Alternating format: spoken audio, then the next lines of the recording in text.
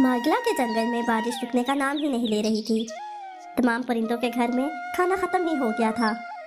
ऐसे में टूनी चिड़िया को कोई फिक्र ना थी, क्योंकि उसने बहुत सारे चने के दाने अपने घर में जमा किए हुए थे और वो अपने घर में महफूज थी। पिंकी, तुम रोज मुझसे पूछती हो कि आप दाने क्यों जमा कर रही हो।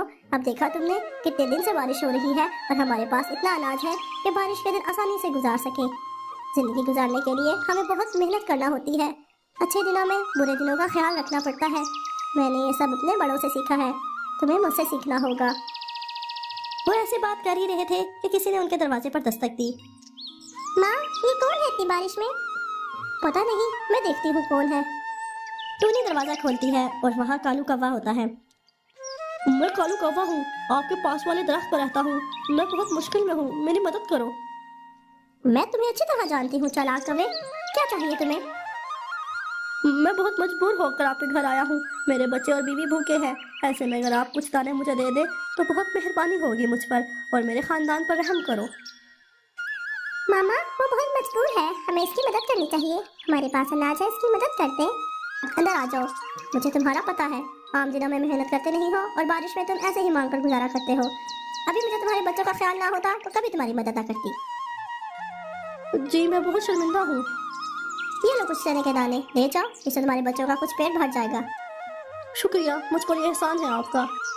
फिर कौवा दाने लेकर अपने घोंसले में चला जाता है। बहुत मगरूर है चिड़िया, कुछ दाने क्या दे दिए, मुझे सबक ही सिखाने लग गई।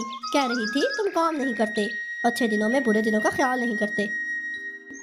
तुम छोड़ो उसकी बातें, कुछ दिन गुजर जाएंगे, बारिश रुक जाएगी, फिर कौन उसकी बात सुनेगा।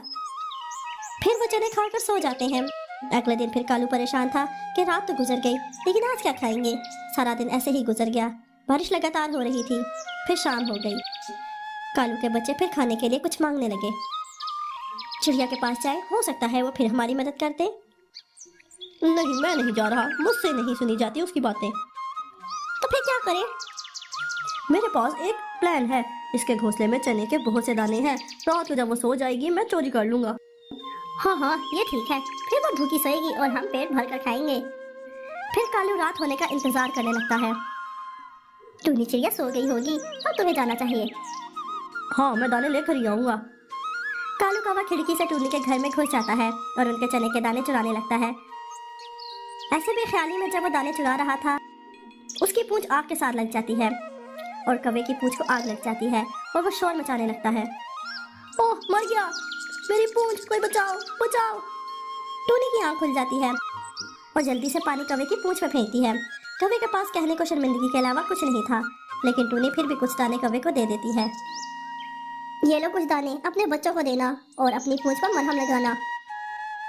मुझे माफ कर दो टूनी, मैंने बहुत गलत किया तुम्हारे साथ। मुझे मेरी गलती की सजा मिली। अब मैं खूब मेहनत करूंगा और आगे के लिए दाने पहले से जमा करके रखूंगा। ठीक है कालू भैया, आपको एहसास हो गया, काफी है। अब जाओ, तुम्हारे बीवी बच्चे भूखे होंगे। वो दाना लेकर वहाँ से चला जाता है और कवि को भी सारी बात बताता है। कुछ दिन बाद बारिश रुक जाती है और वो दोनों दाने की तलाश में निकल जाते हैं। ये देखकर टूनी बहुत खुश होती है।